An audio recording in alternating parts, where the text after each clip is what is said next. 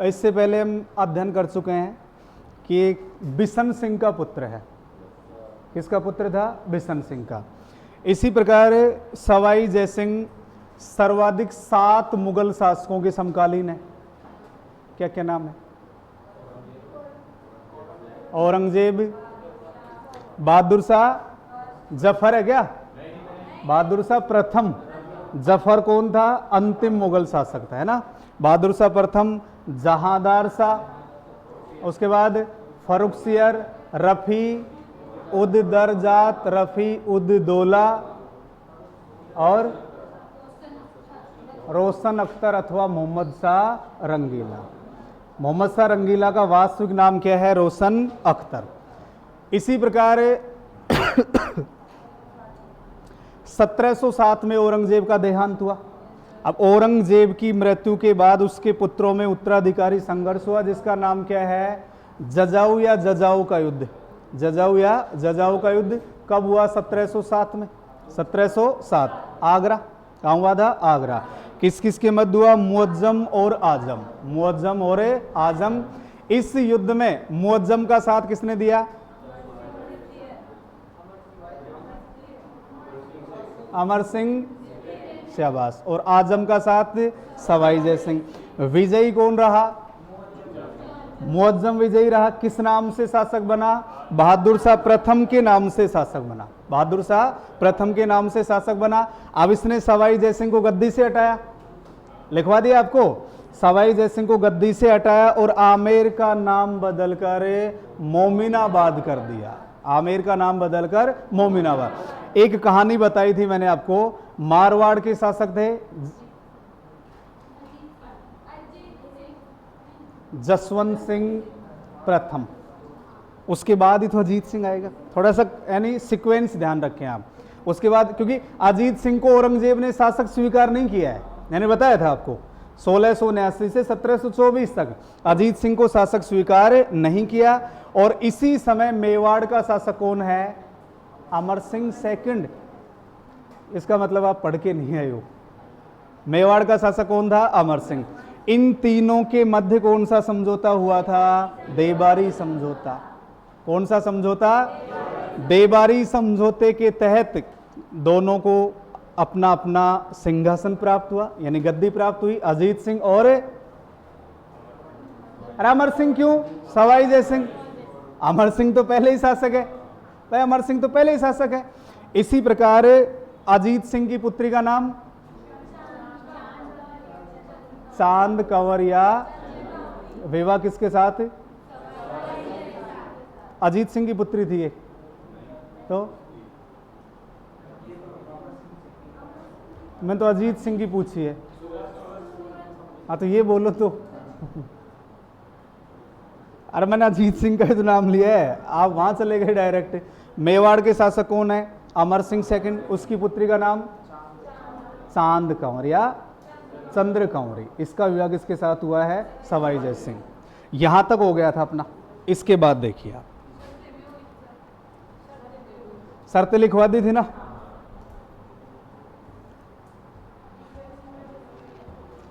हाँ, ईश्वरी सिंह, माधो सिंह भी पैदा हो चुके हैं। वो आगे संघर्ष होगा इनमें, मैंने बताया था आपको। तो शर्त क्या रखी गई थी कि इससे उत्पन्न पुत्र आपका उत्तराधिकारी होगा, और यदि किसी लड़की का जन्म होता है तो उसका विवाह मुगलों से नहीं किया जाएगा, इसे पटरानी का दर्जा दिया जाएगा। मैं लिखवा चुका हूं सारी बातें। इसके बाद देखिए 1713।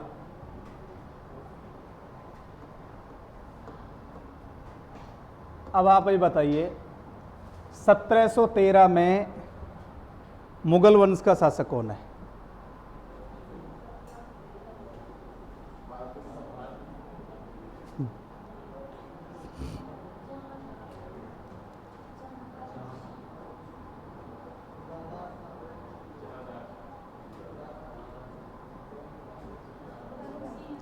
फर्रुखसियर। कौन है? फर्रुखसियर। फर्रुखसियर ने 1713 में सवाई जय सिंह को मालवा का सूबेदार बनाया है। कहाँ का सूबेदार बनाया? पहले आराम से समझिए फिर लिख लेंगे अपन। 1713 की बात है। और मुगल शासक कौन है?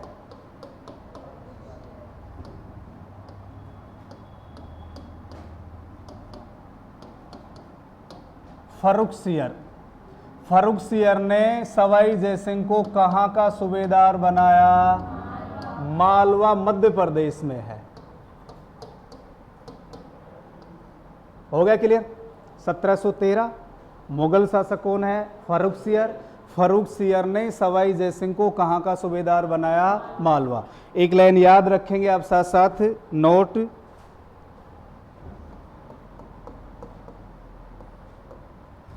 सवाई जयसिंह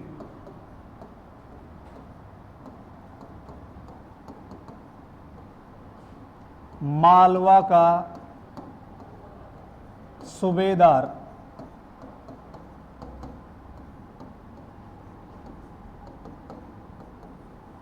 कितनी बार रहा है? 3 बार। ये जरूर ध्यान रखेंगे। सूबेदार मालवा का कुल कितनी बार रहा? 3 बार। तो एक बार तो कब हो गया? 1700।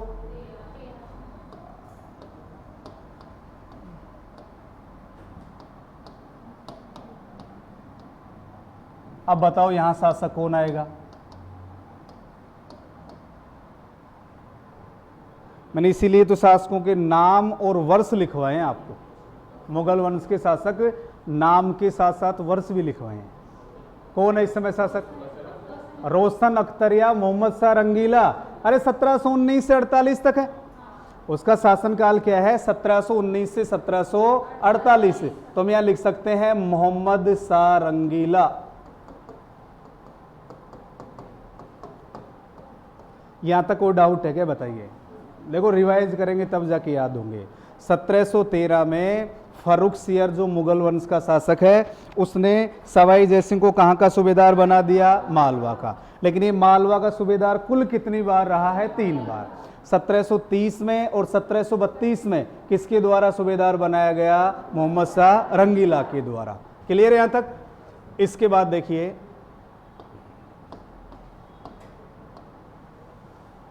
1714 देखिए, रेगुलर ही चलते हैं अपन।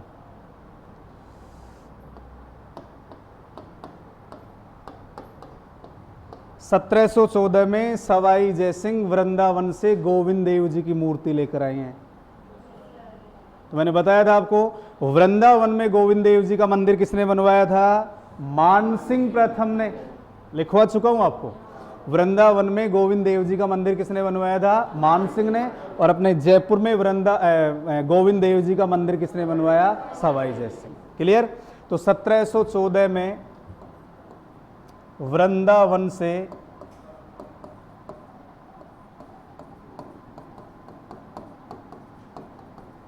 गोविंद देव जी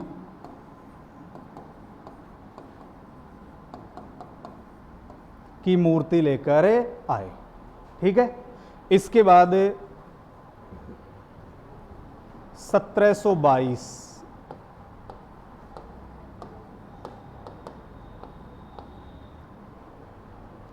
1722 की घटना को आप देखिए। इस समय शासक कौन है बताइए? मोहम्मद शाह रंगीला। अरे वो लिखा हुआ है भाई। मोहम्मद शाह रंगीला का समय क्या है? मैंने इसीलिए बोला था आप इनका वर्ष जरूर याद रखें। 1719 से 48 इनका शासनकाल है। तो इस समय शासक कौन है? मोहम्मद शाह रंगीला। तो शासक कौन हो जाएगा? मोहम्मद शाह रंगीला।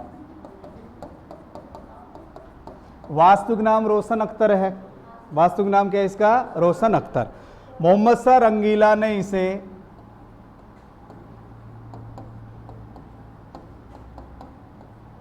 जाट नेता,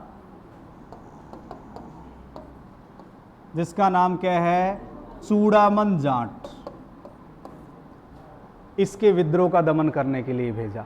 आराम से समझिए, फिर मैं नोट करवा दूंगा। 1722 में मुगल शासक कौन है? मोहम्मद शाह रंगीला। मोहम्मद शाह रंगीला ने सवाई जयसिंह को जाट नेता चूड़ामन जाट के विद्रोह का दमन करने के लिए भेजा। तो इसका तो हो गया था देहांत, चूड़ामन जाट का। इसका देहांत हुआ। इसके बाद इसका पुत्र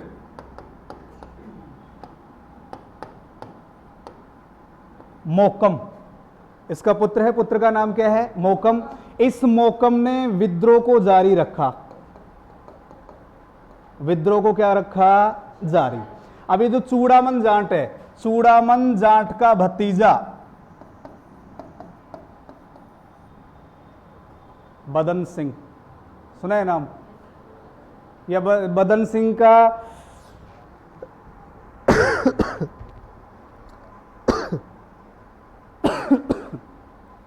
बदन सिंह का दमन करने के लिए भेजा था या चूड़ामन जाट का दमन करने के लिए? एक नाम है बदन सिंह, बताइए।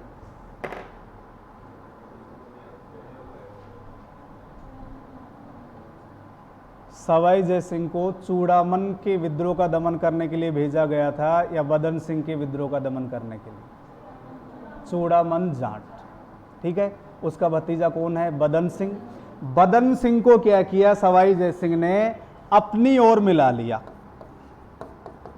दोबारा समझा दूंगा, समझ में नहीं आए तो आराम से देखिए एक बार। बदन सिंह को अपनी ओर शामिल कर लिया और इसे कौन सी उपाधि दिला दी, ब्रज राजा। कौन सी उपाधि दिलाई इसे, ब्रज राजा। और इसे एक क्षेत्र की जागीर दे दी गई जिसका नाम है डीग।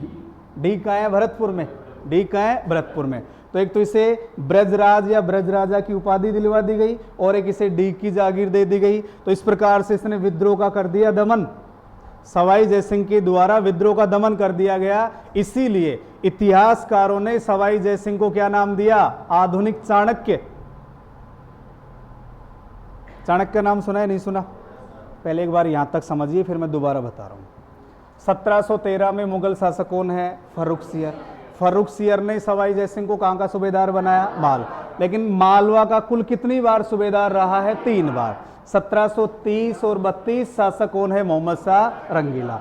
1714 में सवाई जयसिंह वृंदावन से गोविंद देव जी की मूर्ति लेकर के आए, जिनका मंदिर कहां बना हुआ है, आपके जयपुर में। 1722 में मोहम्मद शाह रंगीला ने सवाई जयसिंह को जाटों के नेता चूड़ामन जाट के विद्रोह का दमन करने के लिए भेजा। इसकी मृत्यु हो चुकी है। तो मृत्यु के बाद विद्रोह का नेतृत्व कौन कर रहा है, इसका पुत्र मोहकम। इसका पुत्र मोहकम नेतृत्व कर रहा है। लेकिन सवाई जयसिंह ने कूटनीति का प्रयोग करते हुए इसके भतीजे, चूड़ामन जाट का भतीजा कौन है, बदन सिंह, इसे अपनी ओर मिला लिया। यानी इनका जो गुट बना हुआ था उसको तोड़ दिया गया।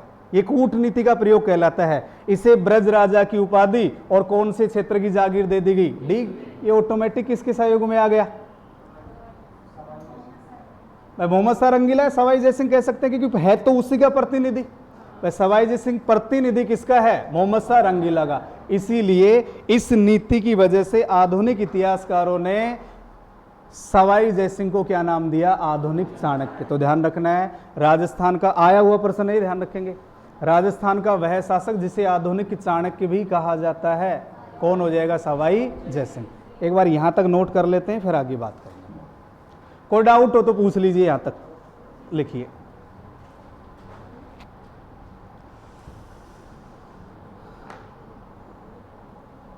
अच्छा, लास्ट वो देवारी समझौता हो गया था अपना, है ना, 1713 में।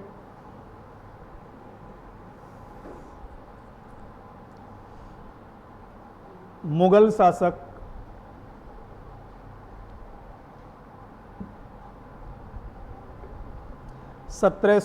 में मुगल शासक फर्रुखसियर ने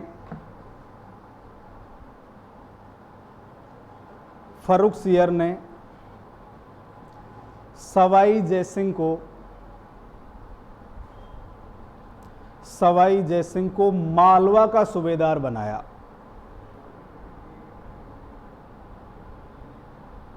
मालवा का सूबेदार बनाया।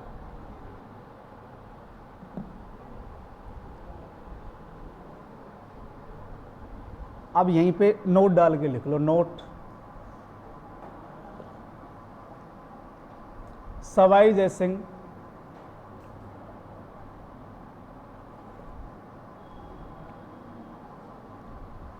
तीन बार मालवा का सूबेदार रहा।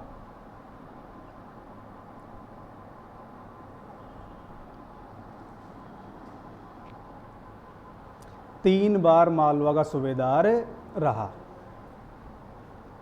इसी में कंटिन्यू चलने दो। मोहम्मद शाह रंगीला ने, इसी लाइन में कंटिन्यू लिखो, मोहम्मद शाह रंगीला ने उसे 1730 व 1732 में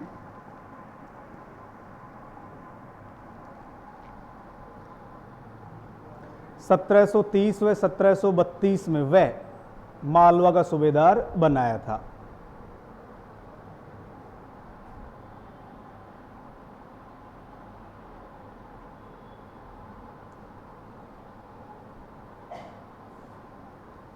सूबेदार बनाया। क्लियर यहां तक? अब मालवा का सूबेदार रहेगा तो इसका मराठों के साथ संघर्ष होगा। मराठे मालवा क्षेत्र में भी प्रभावी बने हुए हैं, तो मालवा का जब सूबेदार रहा सवाई जयसिंह तो इसका किसके साथ संघर्ष हुआ? मराठों के साथ संघर्ष हुआ। और मराठों के साथ इसके मुख्य रूप से 3 युद्ध देखने को मिलते हैं। पील सूद का युद्ध, सुना है नाम? नहीं सुना? मंदसौर का युद्ध, रामपुरा का युद्ध, नहीं सुने हुए? मैं लिखवा दूंगा, जब मराठों की नीति पढ़ेंगे ना वहां नोट डाल के लिखवा दूंगा। पहले इनको लिख लेते हैं अपन, ठीक है? इसके बाद लिखिए 1714। 1714 तो शासक तो वही है, सवाई जयसिंह। लिखिए वृंदावन से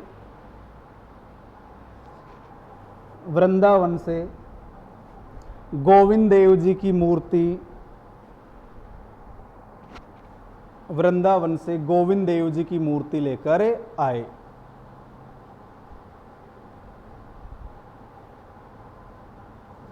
क्या माना जाता है गोविंद देव जी को जयपुर में?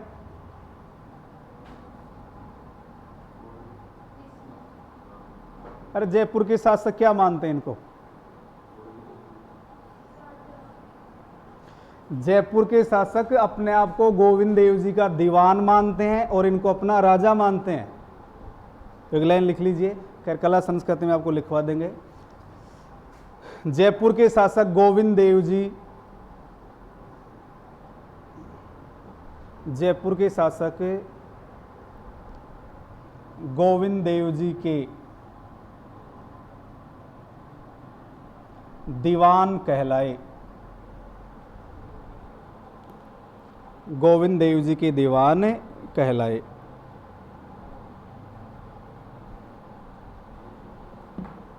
क्लियर? 1722 तो मुगल शासक कौन है? मोहम्मद शाह रंगीला। लिखिए मोहम्मद शाह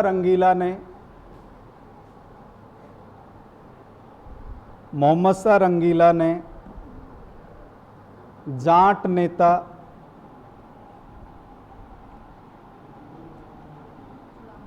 चूड़ामन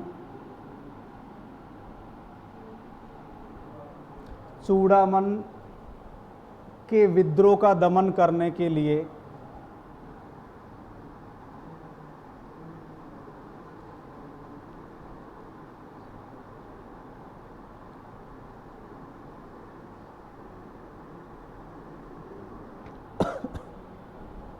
सवाई जयसिंह को भेजा।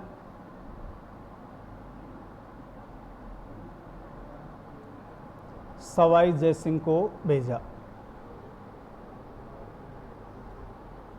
ठीक है?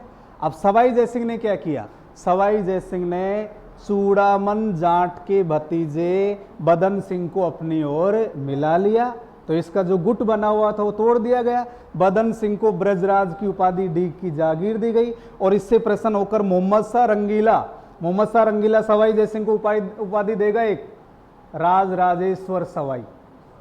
कौन सी उपाधि देगा? राज राजेश्वर सवाई। वो नोट कर लेंगे, पहले एक बार इस लाइन को लिख लेते हैं अपन। लास्ट क्या लिखा आपने? भेजा। ठीक है? यहां तक जयसिंह ने, ये 1722 वाली बात कर रहे अपन। जयसिंह ने चूड़ामन के भतीजे बदन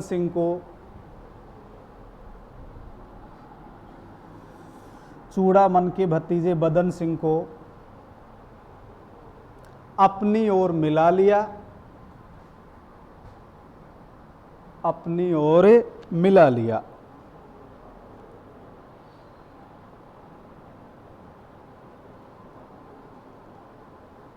उसने विद्रोह का दमन किया, उसने विद्रोह का दमन किया।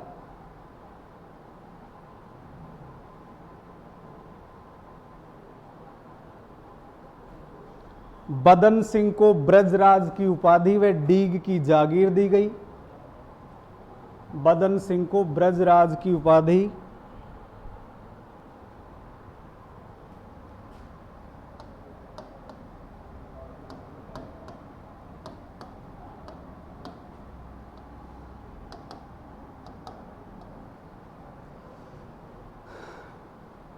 ब्रजराज की उपाधि व डीग की जागीर दी गई।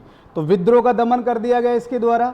अब जब इन्होंने, अब समझिए आप, जब विद्रोह का दमन किया तो मोहम्मद शाह रंगीला ने, शासक कौन है? मोहम्मद शाह रंगीला, भाई उन्होंने दमन करने के लिए भेजा इनको। तो मोहम्मद शाह रंगीला ने राज राजेश्वर की उपाधि किसे दी है? सवाई जयसिंह को। किसको दी? सवाई जयसिंह को। और इतिहासकारों ने सवाई जयसिंह को क्या नाम दिया? आधुनिक चाणक्य।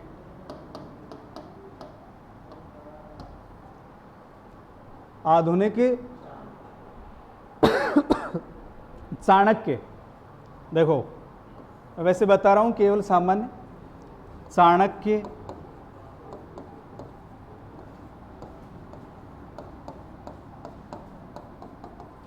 कौटिल्य,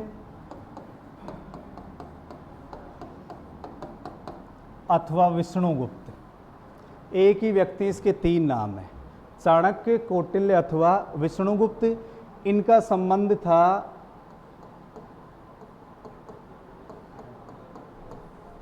तक्षशिला। इनका संबंध, मैं इसकी बात कर रहा हूं ना कि मैं सवाई जयसिंह की बात कर रहा हूं। नाम आ गया चाणक्य, इसलिए दो लाइन बता रहा हूं आपको। जो कौटिल्य, चाणक्य, विष्णुगुप्त, इनका संबंध कहां से है? तक्षशिला से, जो वर्तमान में कहां है? पाकिस्तान में। वर्तमान में कहां है? पाकिस्तान में। प्राचीन भारत में शिक्षा का एक महान केंद्र हुआ। यद्यपि सबसे बड़ा जो केंद्र है वो तो नालंदा है। शिक्षा का प्राचीन भारत में यदि हम शिक्षा की बात करें, सबसे प्रसिद्ध केंद्रों की यदि हम बात करें तो कौन सा होगा? नालंदा। लेकिन नालंदा से प्राचीन विश्वविद्यालय कौन सा है? तक्षशिला। क्योंकि नालंदा विश्वविद्यालय गुप्त काल में स्थापित हुआ है। नालंदा विश्वविद्यालय की स्थापना कुमार गुप्त के द्वारा की गई थी। तो नालंदा विश्वविद्यालय प्रसिद्ध है लेकिन प्राचीन नहीं है। किससे प्राचीन नहीं है? तक्षशिला से प्राचीन नहीं है। प्राचीन भारत का सबसे प्राचीन विश्वविद्यालय था तक्षशिला। और सबसे प्रसिद्ध विश्वविद्यालय की बात करें तो कौन सा होगा? नालंदा। क्योंकि नालंदा विश्वविद्यालय में विदेशों से अध्ययन करने के लिए विद्यार्थी भारत में आते थे। और सबसे बड़ी विशेषता क्या थी? प्रवेश परीक्षा ली जाती थी विद्यालय में। नालंदा विश्वविद्यालय में प्रवेश से पहले परीक्षा ली जाती थी। जो विद्यार्थी परीक्षा पास कर लेता था उसे ही प्रवेश दिया जाता था। तो इसका अर्थ क्या हुआ? भीड़ ज्यादा थी। और भीड़ केवल भारतीय लोगों की नहीं थी, विदेशों से लोग यहाँ अध्ययन कर, लोग का मतलब विद्यार्थी अध्ययन करने के लिए आते थे। तो उस समय की उपलब्धि देख लीजिए आप नालंदा विश्वविद्यालय की। तो सबसे प्राचीन विश्वविद्यालय पूछा जाए वो तक्षशिला है, लेकिन सबसे प्रसिद्ध कौन सा था? नालंदा। तो ये जो कौटिल्य हैं ये यहीं के निवासी थे और इसी विश्वविद्यालय से जुड़े हुए थे। तक्षशिला विश्वविद्यालय से जुड़े हुए थे। और जो कौटिल्य हैं इनका प्रसिद्ध ग्रंथ था या इनकी प्रसिद्ध रचना है अर्थशास्त्र।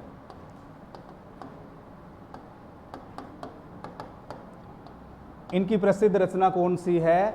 अर्थशास्त्र। वो नाम आया है इसलिए मैं आपको केवल बेसिक 2-3 लाइनें बता रहा हूं ताकि ध्यान रहेगी चाणक्य कौन था। और ये जो अर्थशास्त्र है इसका संबंध है राजनीति से, इसका संबंध है शासन कला से। नाम ही अर्थशास्त्र है, इसका पुस्तक का नाम ही अर्थशास्त्र है, लेकिन इसका संबंध किससे है? राजनीति और शासन कला से। और ये जो विष्णुगुप्त या कौटिल्य है ये चंद्रगुप्त मौर्य के प्रधानमंत्री थे। भाई किसके प्रधानमंत्री थे? चंद्रगुप्त मौर्य। तो आधुनिक चाणक्य की संज्ञा किसे दी गई है? सवाई जयसिंह को। किसे दी गई है? सवाई जयसिंह।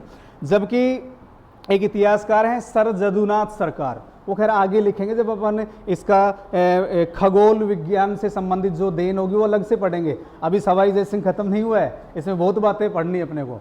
तो खगोल विज्ञान में और गणित में अत्यधिक रुचि होने के कारण इतिहासकार हैं सर जदुनाथ सरकार। जदुनाथ सरकार ने तो इनको उपाधि दे दी ज्योतिष राजा की। जदुनाथ सरकार ने इनको क्या कहा? ज्योतिष राजा कहा। और आधुनिक इतिहासकारों ने इन्हें क्या कहा? आधुनिक चाणक्य। तो राजस्थान का या जयपुर का वह शासक जिसे आधुनिक चाणक्य की संज्ञा दी गई है वो कौन हो जाएंगे? सवाई जय सिंह। तो इनको और नोट करते हैं, फिर आगे चलेंगे अपन। देखिए, अच्छा लास्ट कहां तक हुआ? ब्रजराज की उपाधि है डी की जागीर दी। लिखिए, मोहम्मद शाह रंगीला ने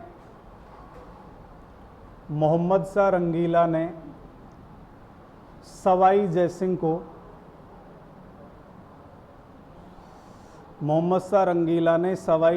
को कौन सी उपाधि?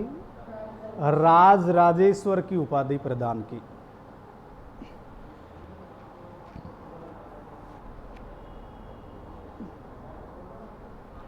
राज राजेश्वर की उपाधि प्रदान की।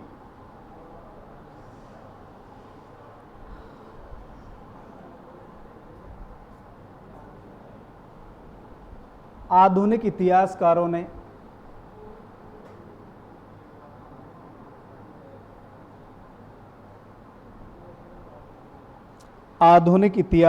ने सवाई जयसिंह को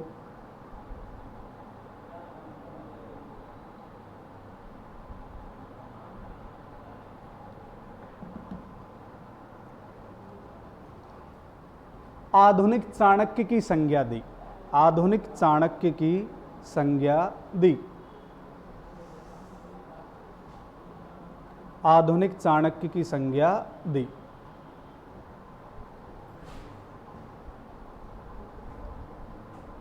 ठीक है भाई। देखो, अपन पहले इनका जो राजनीतिक जीवन है, राजनीतिक जीवन से जुड़ी जो घटनाएं वो पढ़ रहे हैं अपन। बाकी आपका जैसे स्थापत्य कला में जयपुर की स्थापना है, कौन सा क्या किला बनवाया, कौन सी तोप, उसको अलग से पढ़ेंगे अपन। स्थापत्य कला में योगदान अलग पढ़ लेंगे। खगोल विद्या में और साहित्य के क्षेत्र में योगदान वो अलग अलग टुकड़ों में पढ़ेंगे अपन। तो ये मत सोचना कि पहले कौन सा वर्ष आ गया, पहले कौन सा वर्ष। अपन इनको एक यानी डिवाइड किया है अपने अलग अलग तरीके से। क्योंकि अब हम बात करेंगे हुर्डा सम्मेलन की। किसकी बात करेंगे? हुर्डा सम्मेलन। हुर्डा सम्मेलन के बाद फिर हम चर्चा करेंगे स्थापत्य कला में इनका क्या योगदान है, और फिर हम बात करेंगे खगोल क्षेत्र में क्या योगदान है। तो ये टॉपिक आज तो खत्म होगा नहीं, ये कल ही खत्म हो पाएगा, क्योंकि डिटेल से टॉपिक है। ये सबसे बड़ा टॉपिक है आपके आमेर के इतिहास में। अब देखिए, इसके बाद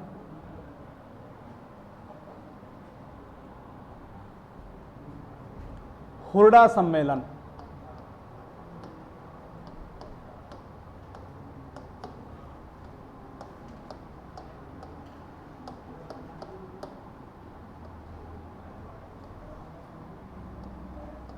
सत्रह जुलाई 1947।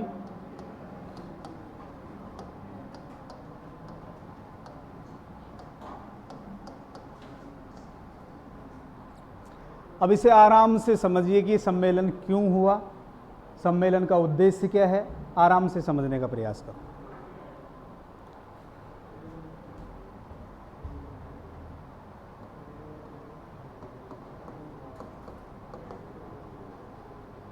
हुर्डा सम्मेलन हुआ कहाँ है? भीलवाड़ा। कहाँ हुआ हुर्डा सम्मेलन? भीलवाड़ा में।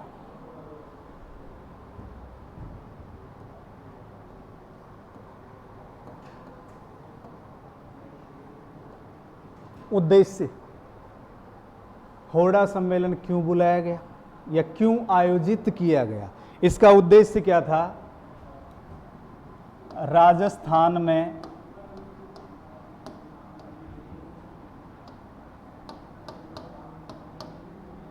मराठों के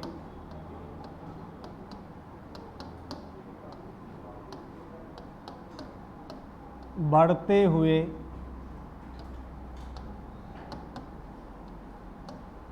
प्रभाव को रोकना। उद्देश्य क्या है इसका? राजस्थान में मराठों के बढ़ते हुए प्रभाव को रोकना। क्योंकि सवाई जयसिंह, सुनिए एक बार पहले, सवाई जयसिंह ने बूंदी के उत्तराधिकार संघर्ष में भाग लिया, बूंदी में हस्तक्षेप किया। बूंदी का शासक हुआ करता था बुद्ध सिंह। बूंदी का शासक कौन था? बुद्ध सिंह। तो बुद्ध सिंह के समय से ही उसने बूंदी में हस्तक्षेप करना शुरू कर दिया था। इसीलिए बुद्ध सिंह की पत्नी अमर कंवर, बुद्ध सिंह की पत्नी का नाम क्या है? अमर कंवर, जिसका अन्य नाम है कछवाही रानी। अन्य नाम क्या है? कछवाही रानी। उसने मराठों को फिर राजस्थान में निमंत्रण दिया। राजस्थान क्या, जयपुर में आने का निमंत्रण दिया, सॉरी बूंदी में निमंत्रण दिया, क्योंकि कछवाई रानी का संबंध है तो कहां से? जयपुर से, लेकिन उसका विवाह कहां हुआ है? बूंदी में हुआ है। तो बुद्ध सिंह के समय उसने यानी बूंदी के उत्तराधिकारी संघर्ष में या बूंदी के राज्य में हस्तक्षेप की नीति अपनाना शुरू कर दिया। और इस सवाई जयसिंह की गतिविधियों की वजह से राजस्थान में मराठों का प्रवेश हुआ। अब मराठों का प्रवेश होगा तो मराठों की नीतियां क्या हैं? छापामार या गुरिल्ला। मराठे मुख्य रूप से कौन सी युद्ध पद्धति के लिए जाने जाते हैं? छापामार या गुरिल्ला पद्धति के लिए। तो मराठों ने छापामार गुरिल्ला युद्ध पद्धति अपनाना शुरू कर दिया। हम मराठों के साथ इसके जो 3 युद्ध हैं, मैं भी लिखवा दूंगा, 3 युद्ध हुए थे इसके साथ।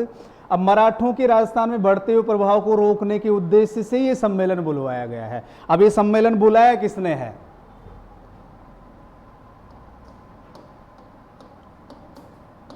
सवाई जयसिंह ने। देखो, इंसान को अपनी गलती का एहसास जरूर होता है। ये मैं केवल इतिहास की बात नहीं कर रहा हूं, वर्तमान समय में भी ये निश्चित है।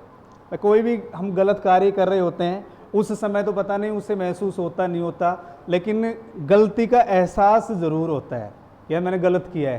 तो यहाँ इन्होंने गलती की, हस्तक्षेप किया। अब हस्तक्षेप की वजह से मराठों का प्रभाव बढ़ा। अब मराठों का प्रभाव बढ़ा तो इसको भी टेंशन हुई कि मराठों का प्रभाव बढ़ा है तो आज यहाँ तो कल वहाँ। भाई इनका उद्देश्य क्या है? पैसे लेकर कार्य करते थे। जैसे आज क्या बोलते हैं, पैसे लेके जो गोली वगैरह चलाते हैं उनको, अरे किसी की हत्या कर देते हैं ना पैसे वगैरह लेके, क्या बोलते हैं उनको? सुपारी किलर जो भी बोलते हैं। तो वही कार्य मराठों का था। वास्तविक बात है, इनको जो ज्यादा पैसा देता था उसी की सहायता करने के लिए तैयार हो जाते थे। भाई जैसे पहले इन्होंने मेरे से संपर्क किया कि मैं आपको 10 लाख दूंगा, तैयार हो गए, ठीक है डन है, और सामने वाले ने कह दिया 11 दे दूंगा, आपकी जो शर्तें की गई थी वो कैंसिल, इनका साथ देना स्वीकार कर दिया। मराठों का प्रभाव बढ़ गया था। देखो राजस्थान में जयपुर का एक शासक आएगा ईश्वरी सिंह, जो मराठों से डर के आत्महत्या कर लेगा, मराठों से डर करके आत्महत्या करेगा, जबकि माधो सिंह प्रथम मराठों का कत्लेआम करवाएगा। मराठों का कत्लेआम किसने करवाया था? माधो। वो आगे पढ़ेंगे अपन, सवाई जयसिंह के बाद शासक आएंगे। तो राजस्थान में मराठों के बढ़ते हुए प्रभाव को रोकना। अब जैसे अपन यहीं पे बात करें, छोटा सा एक बिंदु लिखते हैं, सवाई जयसिंह व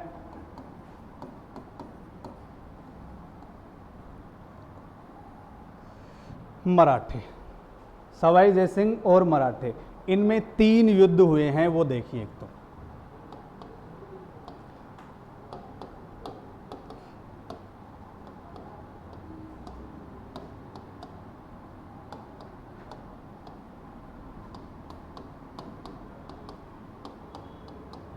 बताओ इस समय मालवा का सूबेदार है नहीं है?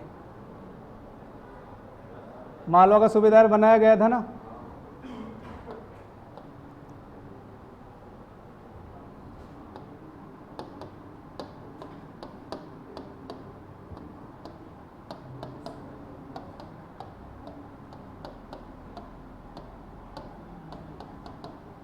मंदसौर का युद्ध,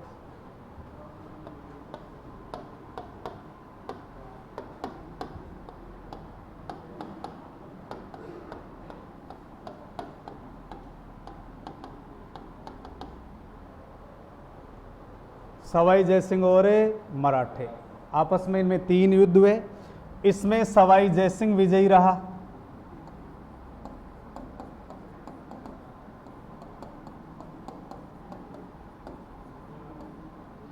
इसमें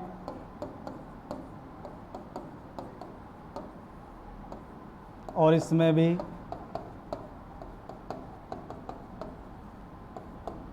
तो 1733 में पराजित हुआ मुख्य रूप से ये। 1715 में तो खुद सवाई जयसिंह जीत गया। अब 1733 में मराठों से जैसे ही पराजित हुआ, होड़ा सम्मेलन बुलवा लिया। 33 में पराजित हुआ है, सम्मेलन कब हुआ है? 1734 में। अब होड़ा सम्मेलन का उद्देश्य देख लीजिए आप, उद्देश्य क्या है? राजस्थान में मराठों के बढ़ते हुए प्रभाव को रोकना, क्योंकि सवाई जयसिंह की गतिविधियों की वजह से ही मराठों का राजस्थान में प्रवेश हुआ है, मराठों का हस्तक्षेप बढ़ गया है। और ये युद्ध देख लीजिए, युद्ध हो चुके हैं, मानते हैं ये तो बाद में होगा, लेकिन ये दो तो पहले हो चुके हैं ना। अब इसने कौन सा सम्मेलन बुलवा लिया? होड़ा सम्मेलन। तो पूछ लिया जाए कि होड़ा सम्मेलन किसकी देन है? सवाई जयसिंह की। अब इस सम्मेलन में उपस्थित होने वाले शासक कौन है वो देखिए।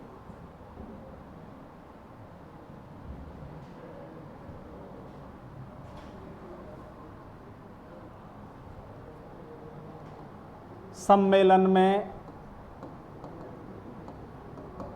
उपस्थित शासक, तो एक नाम तो आपको याद है ही,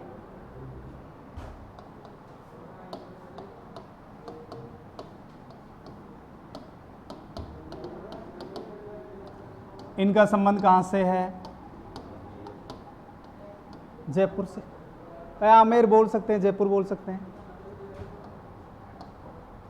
मेवाड़ का कौन है इस सम्मेलन में भाग लेने वाला?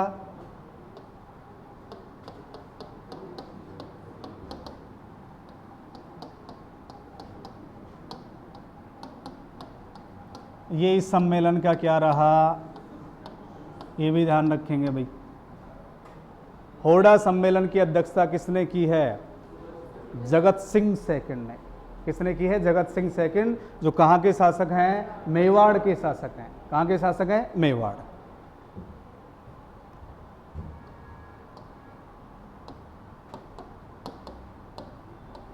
बूंदी का शासक है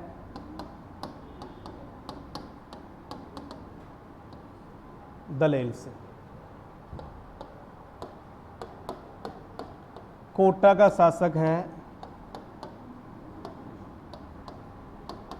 दुर्जन साल।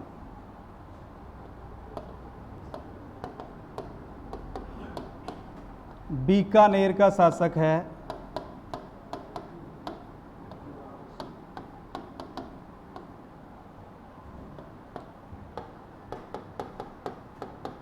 नागौर का शासक है बख्त सिंह।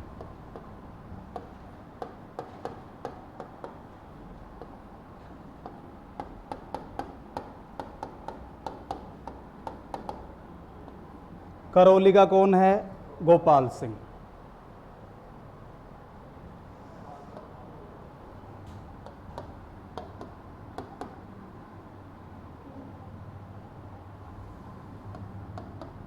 किशनगढ़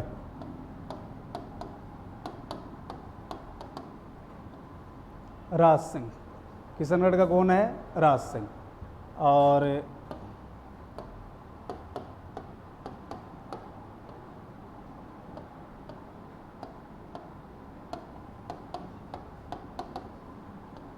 अभय सिंह। मारवाड़ का शासक कौन है? अभय सिंह। तो इस सम्मेलन में उपस्थित शासक हैं। जयपुर के कौन है? सवाई जयसिंह। मेवाड़ के कौन है? जगत सिंह। अध्यक्षता किसने की है? जगत सिंह ने। आया हुआ किसने? होड़ा सम्मेलन कब हुआ? 17 जुलाई 1734। कहाँ हुआ? भीलवाड़ा में। कहाँ हुआ है? भीलवाड़ा। किसके द्वारा बुलाया गया? सवाई जयसिंह के द्वारा। सम्मेलन की अध्यक्षता किसने की है? जगत सिंह, जिसका संबंध कहाँ से है? मेवाड़ से। बूंदी का शासक दलेल सिंह, कोटा का दुर्जन साल, बीकानेर का जोरावर सिंह, नागौर का कौन है? भक्त सिंह, करौली का गोपाल सिंह, किशनगढ़ का राज सिंह और मारवाड़ का शासक कौन है? अभय सिंह। तो ये सम्मेलन में उपस्थित शासक हैं। ये सम्मेलन में उपस्थित शासक हैं। सम्मेलन क्यों बुलवाया जा रहा है? राजस्थान में मराठों के बढ़ते हुए प्रभाव को रोकना या कम करना। रोकना या कम करना। अब इस सम्मेलन में कुछ बिंदु रखे गए, हम उन बिंदुओं पे चर्चा करेंगे। एक बार आप इसको लिख लीजिए, इन बिंदुओं पे चर्चा करेंगे कौन कौन से बिंदु रखे गए, है ना। तो आप ये लिखिए, आप होड़ा सम्मेलन।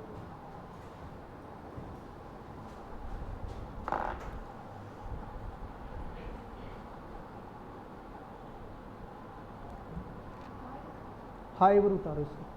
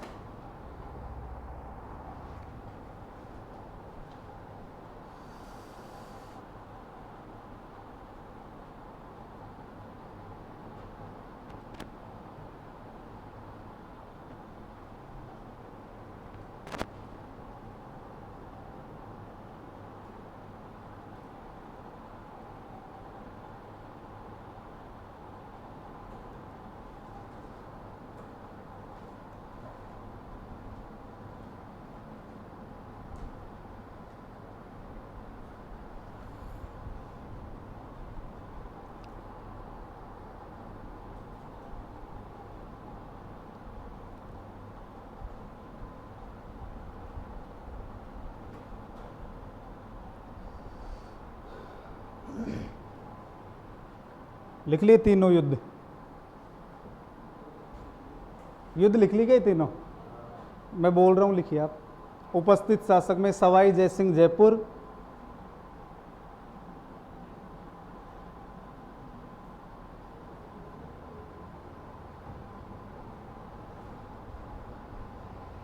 जगत सिंह द्वितीय मेवाड़ अध्यक्ष, बूंदी दलेल सिंह, कोटा का दुर्जन साल, बीकानेर का जोरावर सिंह, नागौर भक्त सिंह। ये याद भी रखने हैं भाई कौन कौन शासक है।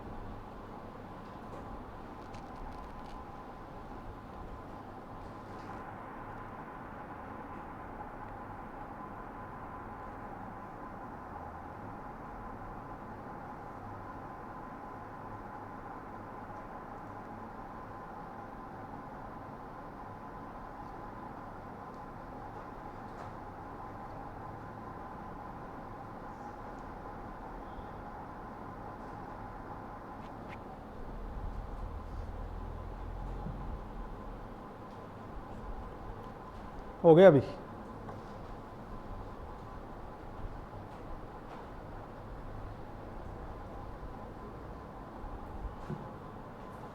अब सम्मेलन हो रहा है, राजा उपस्थित हो गए। अब इसमें कुछ बिंदु रखे गए। अब बिंदु कौन कौन से रखे गए कि सभी शासक एक दूसरे के सुख दुख में सहायता करेंगे। पहला बिंदु क्या है, यहां तक हो गया सभी का।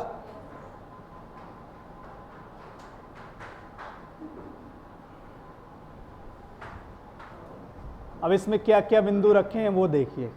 एक तो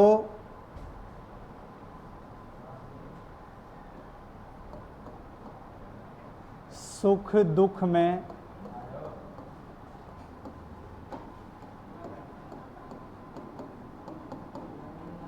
सहायता, एक दूसरे की सहायता करेंगे। दूसरा बिंदु क्या रखा गया इसमें,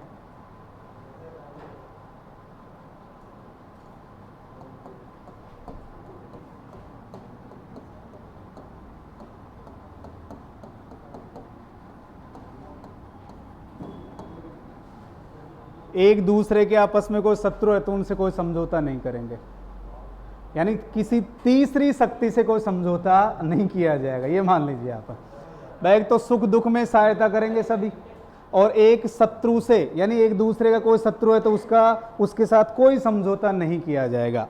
और तीसरा इसमें बिंदु था वर्षा काल समाप्त होने के बाद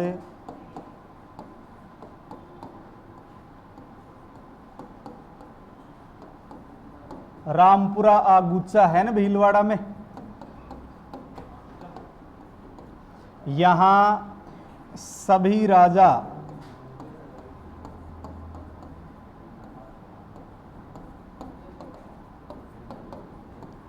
सैन्य उपस्थित होंगे।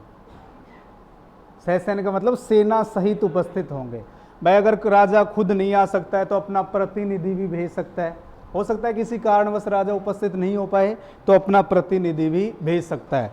तो ये एक ऐसा सम्मेलन था जो खानवा के युद्ध के बाद दूसरी बार एक ऐसा सम्मेलन हुआ है, क्योंकि राजस्थान के इतिहास में 2 बार ही ऐसे अवसर आए हैं जब राजाओं का एक संगठन बनाने का प्रयास किया गया है। याद कीजिए, जब खानवा का युद्ध आप पढ़ेंगे 17 मार्च 1527 को खानवा के युद्ध से पहले राणा सांगा ने पड़ोसी राजाओं का एक संगठन बनाने के लिए पाती पर्वन की परंपरा को पुनर्जीवित किया था। वो अपन वहां भी बात करेंगे। तो ये दूसरा ऐसा अवसर था जब राजाओं का एक संगठन बन सकता था। यद्यपि महाराणा प्रताप संगठन बनाने में सफल रहे, राणा सांगा संगठन बनाने में सफल रहे थे, उन्होंने संगठन बनाया था, लेकिन वो बाबर से खानवा के युद्ध में पराजित हो गए, वो बात अलग है। यहां इस प्रकार की गतिविधियां, यानी सारे कार्यक्रम आयोजित किए गए, इकट्ठे हुए हैं शासक और बिंदु भी रखे गए, लेकिन ये जो बिंदु है इसका पालन नहीं किया गया। इसमें क्या कहा गया कि वर्षा काल समाप्त होने के बाद सभी शासक सैन्य यानी सैनिकों के साथ कहां उपस्थित होंगे, रामपुरा आगुचा, लेकिन अपने अपने स्वार्थों के चलते कोई भी शासक सेना लेकर के उपस्थित नहीं हुआ और ये सम्मेलन क्या रहा, असफल। तो अब होड़ा सम्मेलन असफल रहा तो इसका प्रभाव क्या पड़ेगा राजस्थान में, मराठों का हस्तक्षेप और बढ़ गया, मराठों का हस्तक्षेप और बढ़ गया। इसीलिए होड़ा सम्मेलन के बारे में कहा जा सकता है कि होड़ा सम्मेलन अपने अंतिम निर्णयों को सफल नहीं कर सका, यानी अपने अपने स्वार्थों की वजह से शासक उपस्थित नहीं हुए। मराठे इन गतिविधियों को देख रहे थे। अब मराठों के जो पर हैं वो ज़्यादा फैल गई, मराठों की गतिविधियां अत्यधिक शुरू हो चुकी हैं। इसके बाद आप देखेंगे जैसे ईश्वरी सिंह के समय, माधव सिंह के समय मराठों के द्वारा यहाँ हस्तक्षेप की नीतियां अपनाई जाएंगी। फिर सवाई प्रताप सिंह आएंगे, उसके समय भी मराठों का प्रभाव बढ़ता रहेगा। तो अगर ये सम्मेलन सफल हो जाता तो शायद राजस्थान में मराठों का प्रभाव कम हो सकता था। लेकिन देख लीजिए, शासक उपस्थित हुए हैं, बिंदुओं पर चर्चा भी हुई है, लेकिन अंतिम समय में ये पीछे हट गए। तो होड़ा सम्मेलन किसकी वजह से हुआ है, सवाई जयसिंह। गलती भी किसकी थी, सवाई जयसिंह की, लेकिन सम्मेलन सफल नहीं रहा। ठीक है, ये 2 लाइनें और लिख लीजिए आप। सम्मेलन में तय किया गया, इसी में, हाँ नेक्स्ट इसी में लिखिए, सम्मेलन में तय किया गया। नंबर 1,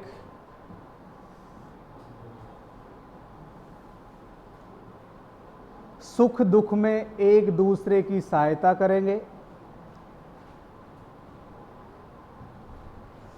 सुख दुख में एक दूसरे की सहायता करेंगे।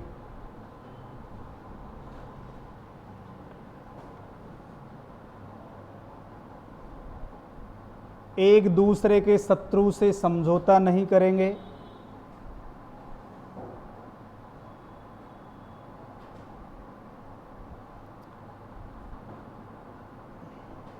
एक दूसरे के शत्रु से समझौता नहीं करेंगे।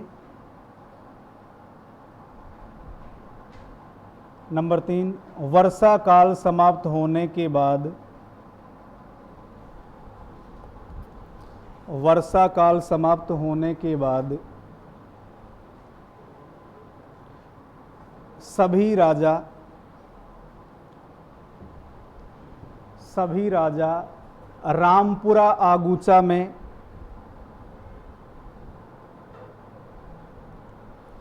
वर्षा काल समाप्त होने के बाद सभी राजा रामपुरा आगूचा में सैन्य उपस्थित होंगे।